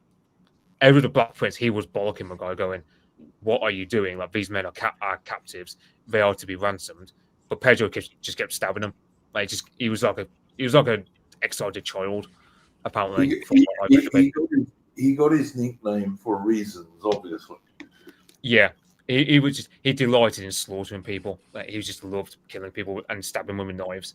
And this battle there, he did not let up on it, even though, as I said, these men were taken captive by a force acting on his claim. This is where really Edward the Black Prince, he goes back into that sort of melancholy that preceded the Battle of Nahela. Because have you got anything you wanted to talk about this stage after the Battle of Poitiers?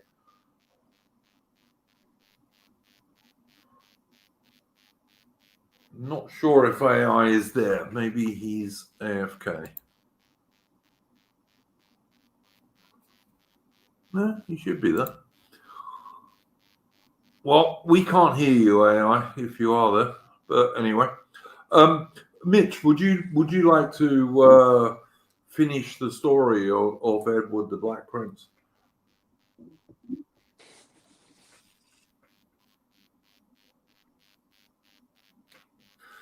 Mitch, would you like to finish the Black Prince's story?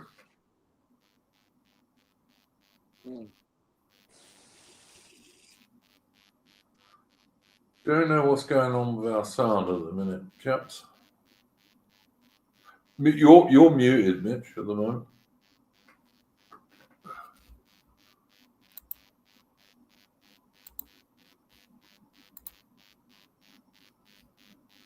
Oh, hang on. Mitch is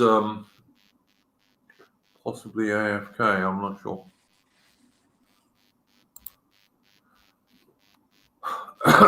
Okay.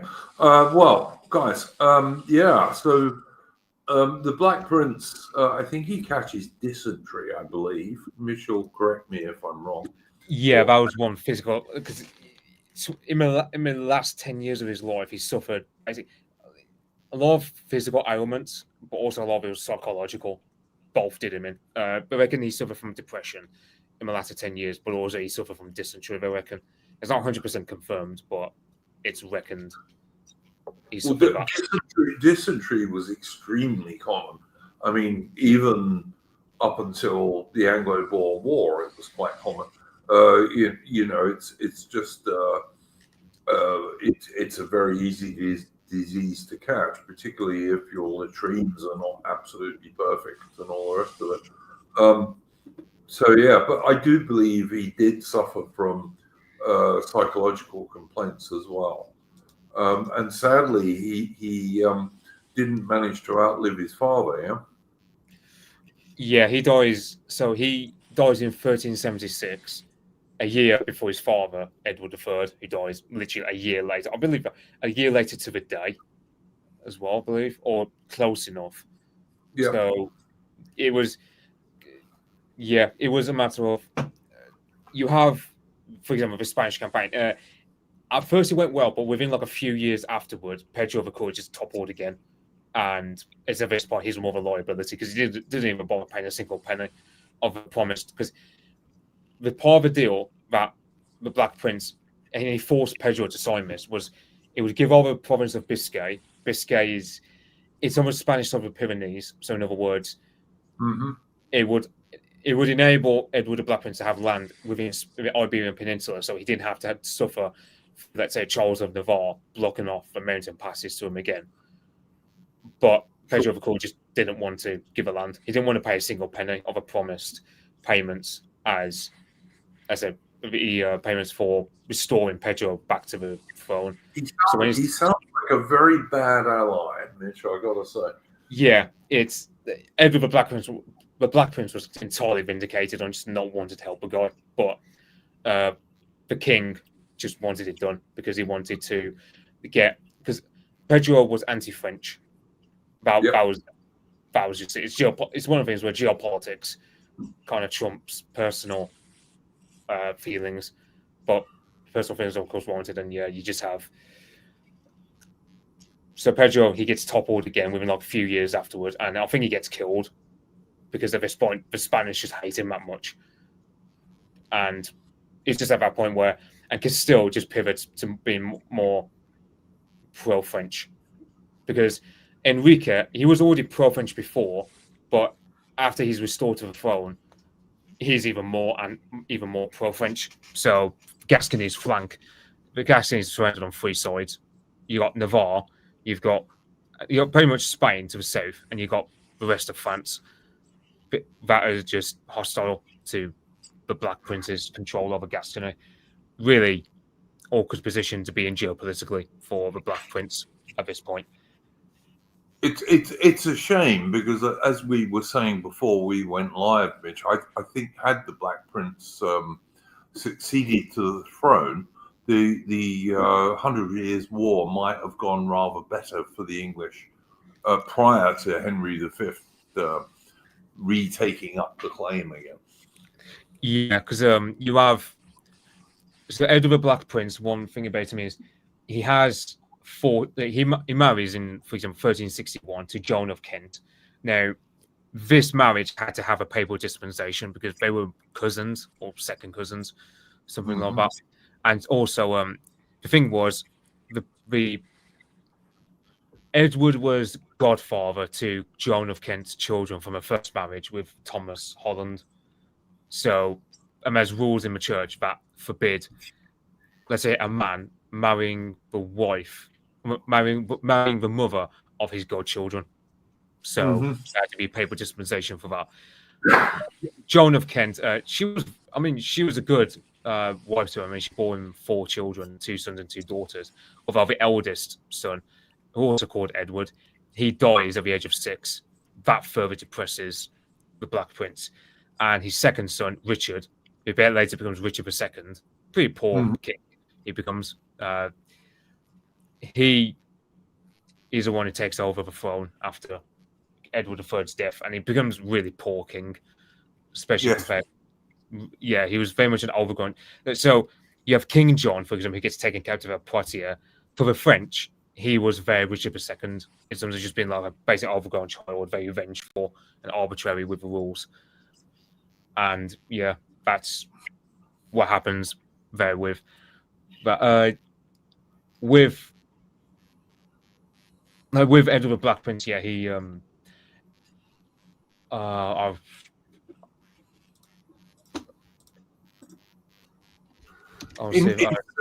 Incidentally, guys, if people in the audience, if you want to know what happens later on in the 100 Years' War, there are at least 2 streams on this channel about the Battle of Agincourt, and I recently did a stream with Mitch on Henry V after Agincourt.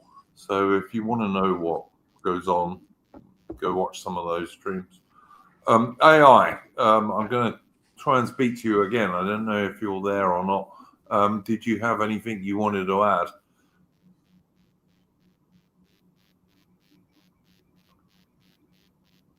I think AI must have gone away from his computer or something like that. Anyway, yeah. Thank you for the stream, Mitch. It was mostly Mitch's stream. I was just going to say, I was just going to add, like, because there's a couple more. I don't know if you see that screen sharing below. There's I think there's only like 2 more points left, and then yeah, I'll be in. So yeah, so in 1370, there's a famous siege called I say famous siege, Siege of Limoges, and this is where the Black Prince gets a really his reputation suffers a hit because I think he was either the lord or the bishop of Limoges. He was negotiating with the French because at this time all Gascon lords had to swear fealty to the Black Prince. The bishop of Limoges, and as well as I can't remember if Limoges was an ecclesiastical city, which is to say it's ruled over by the church rather than a secular lord. But yeah, Limoges, very bloody siege because the city is sacked. The Black Prince didn't initially order it, but he feels because at first when he learned of Limoges having fallen to the French, he's outraged. He's all of a sudden saying, okay, he's going to wipe out that city because they breached their oath of allegiance to him. But then later on, he laid siege to the castle. He didn't originally want to sack the castle because, of course, he doesn't want to be known for massacring innocents. But in the heat of battle, of course, they had to assault the castle at one point. And of course, under medieval rules of the time, if you assault a castle, that's generally seen as being justification enough that you can sack the city because you had to resort to it. And they'll surrender. If the enemy don't surrender when you're ready to assault, generally you can put the place to the sword, and that was true into the 19th century. You know, the idea was that a defender could defend the place until you came to the stage of assaulting. But if they decided they were actually going to fight the assault, you could say to them, well, okay, guys, in that case, you're not going to get any quarter. That was, as I say, it was true into the 19th century. It's partly why when the British Army captured Badajoz in Spain in 1812, that it was sacked for 2 days. And it was because there were practical breaches and the French defenders should have surrendered, basically. Yeah, so you have at one point the Bishop of Limoges. He himself is taken right up to the Black Prince himself, and the Black Prince is saying, he's gonna cut the guy's head off." It was only because of, I think it was his brother John of Gaunt, the Duke of Lancaster, that he doesn't follow through with that. But yeah, the rest of the city is sacked. The walls are undermined. Yeah, Edward the Black Prince. He was very much enraged by. Like, he was in a flurry of emotions. One minute he wanted to just kill everyone and sack the entire city because they colluded with the French, even though they swore fealty to him. But then another minute he doesn't want to sack the city because, of course, he's a chivalric knight. But on the other hand, when his troops assault, he doesn't really punish anyone for it because he feels that, well, the sack of a city was warranted. So it's kind of, this is where, so as mentioned, like, we know him as a Black Prince because of his black armor, plus also he had a swarthy complexion with his dark hair and dark eyes. Whereas in France, he's known as a Black Prince because of stuff like this, where they blame him for the death of innocents and they say he was a villain of a period. I think he was just a fierce soldier myself, Mitch. I think he was probably a reasonably good-hearted man, but with a bad temper. And I've known quite a few people like that. So yeah, yeah, it's just one of the things where it's, for us, he's seen as a chivalric knight because why wouldn't he be? I mean, he was very generous with his money. He'd sponsor churches. He would be generous to his, not just to nobles but also to the peasants. Yeah, you could feel a sense of resentment as a, let's say, as an Englishman in Cheshire having to bankroll his wars, but he wasn't a bad lord at all. However, for the French, it's like Henry V, as detailed, like have stuff like the Siege of Rouen, which it wasn't really outside of rules of war conventionally, and in fact. And also, like, you factor, like, when a city's sacked, it's not just the attacking party that are blamed for it; it's also the defending party. Let's say, for example, there's no relief force for Limoges, even though it was not far from the French border with Aquitaine. So there could have been conceivably a French relief force, but no such relief force ever came. So the people of Limoges would also curse the French side as well for their misfortune. Yep, fair enough. Yeah. And to end it, that's his tomb in. That's Black Prince's tomb, his splendid tomb at Canterbury Cathedral in Kent, in England. And you'll notice. Strongly advise people to go and visit that if you get the chance. Yeah, you'll notice, for example, the coat of arms. You have the fleur de lis here, and then the 3 lions as his personal coat of arms, and then you've also got 3 ostrich feathers. He got himself from John Blind at Cressy. Yep. And of course, the point of these nightly effigies, which you find in various very old churches in England, the point is that people would pray for the night there, and they would get to heaven through purgatory more quickly because of the prayers of people who were seeing their effigy. That was why they were made. But they're also extremely useful because if you watch somebody like Toby Capwell, who's probably the greatest expert on English medieval armor these days, and he's actually an American, but he lives in England. If you listen to people like Toby Capwell, and you can find him on YouTube, including on other channels, like Scholar Gladiatoria has had several videos with Toby Capwell looking at nightly effigies. And the nightly effigies are one of our main resources these days to look at accurate medieval armor, because the sculptors of the day actually made the armor very realistically. And we can work out how armor changed over the 100 Years' War. And Toby Capwell, in particular, who's written several books on this now about English armor, points out that there is a particular style of English armor, and it's mostly, but not entirely, designed for fighting on foot, which is what the English army did. So yeah, if you get the chance to go to Canterbury Cathedral, do go and check out Edward the Black Prince's tomb. It's well worth seeing. And I'm not sure if it's still there, but they used to have some of his actual armor above his tomb. Like I said, I haven't been there for many years. My father took me there when I was like 7, so that would have been I don't know, late 1970s. So whatever. Yeah, I'm just wondering AI if he's still there or not. AI, are you still around, mate? Because if you are, we can't hear you, or I can't hear you. I can't hear anything from him. I think we must have lost AI, Mitch. So what are your final thoughts on Edward the Black Prince? Certainly, yeah, I'd say I don't really see him as a controversial figure. I mean, for the French, he might be. Well, I say controversial. For the French, he would be seen as a villain because the 100 Years' War forms their sort of narrative around, fighting off the English, and of course their nationalism of that period. For us, we see him as, well, probably the pinnacle of English chivalry. He had not just him, but also his subordinates like Sir John Chandos and Sir James Audley, who were themselves quite capable in their own right. He was extremely great knights, absolutely. Yeah, and it's a matter of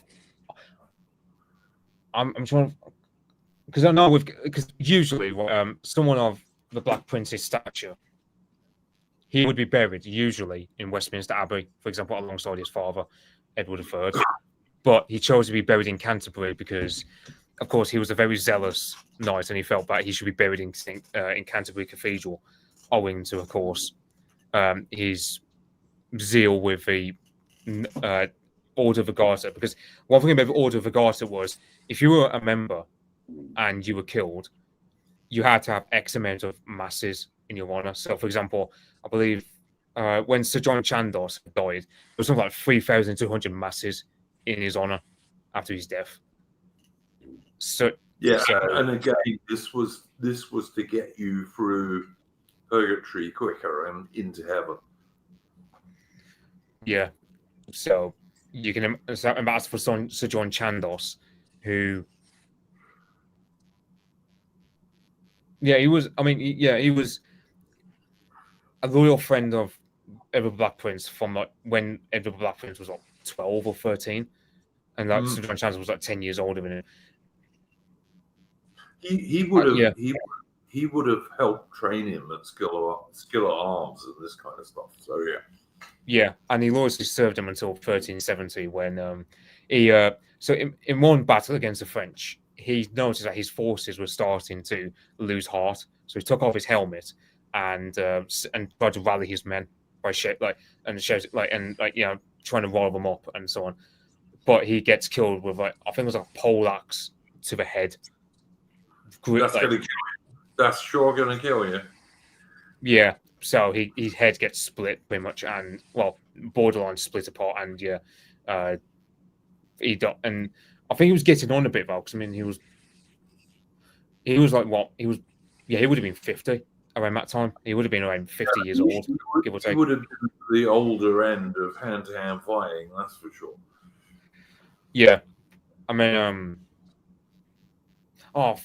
there were also I think Jean de Glailly, one of the main Gascons, I think he was still fighting at the age of 60, or rather he was still on the battlefield at least at the age of 60. So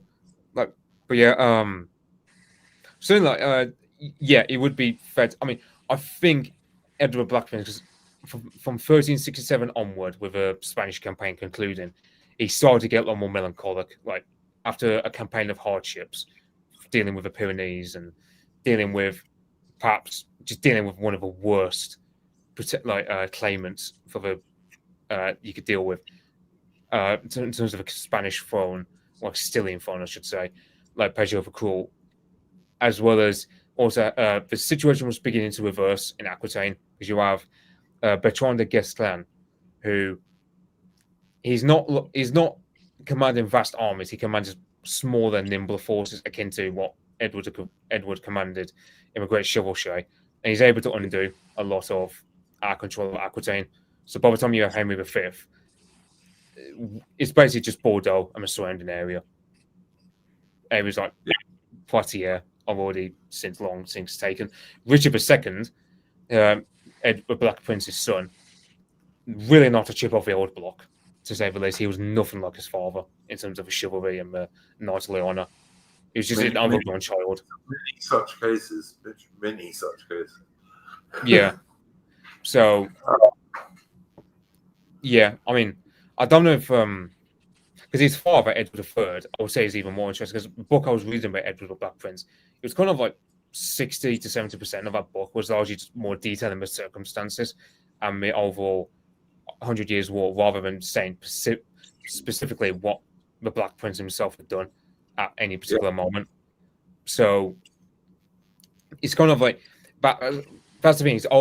He lives more in his father's shadow as well as the shadow of Henry V, and he's overlooked in terms of, for example, the Battle of Poitiers, as AI said earlier. But yeah, well, hopefully this little stream will help him be a little bit less overlooked.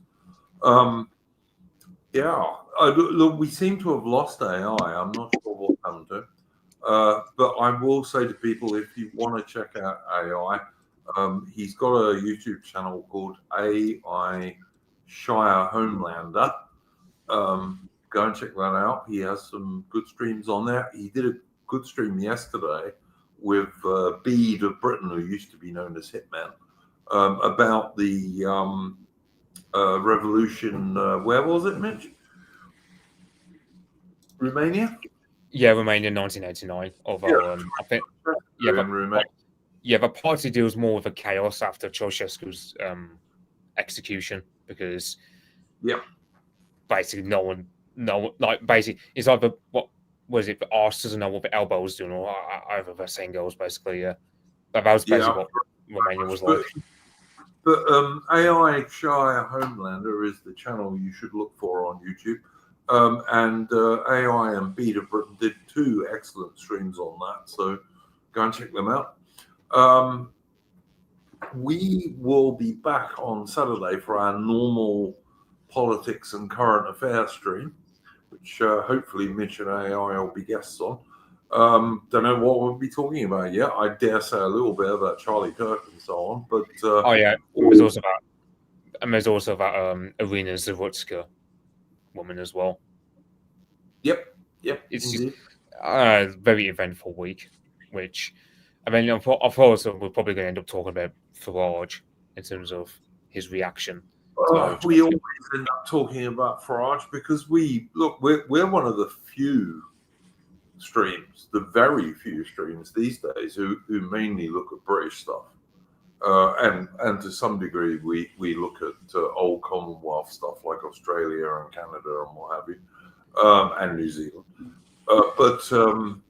I'm sure we'll end up talking about all those things on Saturday. On Wednesday next week, I think our history stream might be about the Battle of Arnhem because it's the anniversary. And we might have some surprising points about what really happened at the Battle of Arnhem. And if your idea of the Battle of Arnhem comes from A Bridge Too Far, the film, we might have a few shocks for you. So you might want to check that out on Wednesday. I think Mitch is going to join me for that stream amongst other people. Yeah, I've got a book by Anthony Beaver about it. I mean, Beaver's not bad. I've read the Beaver book. I mean, I have my objections to Beaver. He's a very mainstream historian in the sense of the Nazis did, the Nazis did, the Nazis did. But whatever. I would say he just strikes me as purely being military history, because I mean his book on the Russian Revolution, he talks far more about the Civil War. Although I will say like if you're looking to look up at how much the foreigners were really just behind the Russian Revolution, I suppose Anthony Beaver is a good read, but Sean McMeekin's book on the Russian Revolution is Yeah, a good read McMeekin. for me. Yeah, McMeekin is great, and so is Stalin's War by McMeekin about the Second World War from the Soviet Union and Stalin's point of view. That's a bloody good book, I tell you. But yeah, Beaver's okay. I mean, like as a mainstream historian, he's fine. But yeah, if your idea of the Battle of Arnhem purely comes from the film A Bridge Too Far, which it does for most people, I've got to say. We've got a few shocks for you on Wednesday. The British were not tea-drinking idiots, as is sometimes portrayed in movies. But anyway, we drank tea, sure. But the Americans drank coffee. Anyone ever say the Americans stopped to have coffee? Let's just say, we'll be more scathing of someone like Gavin in Nijmegen than we would be of the paratroopers, for example, or our armored troops. Surprisingly, Gavin was dropped to capture the Nijmegen Bridge, but instead of capturing it, he got all these troops together on the heights that he was on because there was a phantom 1,000 German tanks in the woods next to him. And the Germans didn't have 1,000 tanks on the whole of the Western Theatre at that stage. But anyway, we'll talk about that on Wednesday. I am going to try. Oh, actually, I know we've got a super chat that I need to do. So 1 second. Rug Three Trees, who I read his super chat earlier that he sent us earlier in the week. I read that earlier, and thank you for that support, Rug Three Trees. But he also sends us another $15 and says, "Evening, gents." And Rug Three Trees, your 2 donations are greatly appreciated, and will go straight back into the channel. Thank you very much. All right, I'm going to try and play us out with some music, if I can do so. Let's see if it works.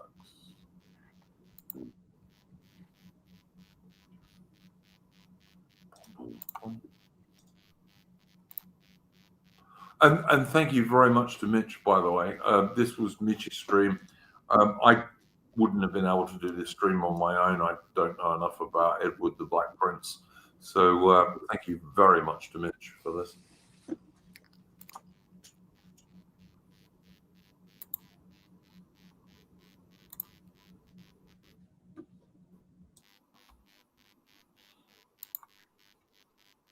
See if this works. All right, let's see if it will play then.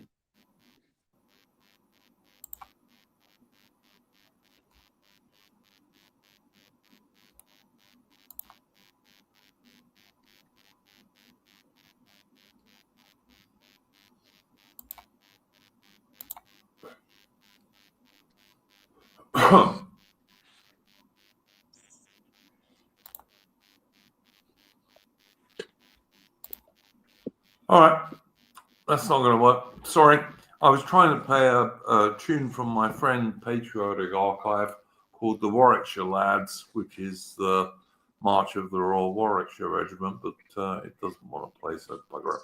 All right, thank you very much to my guests, Mitch and AI.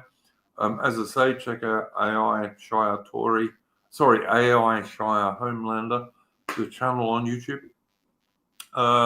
You can find Mitch and AI on X, on Twitter as well. We'll see you on Saturday.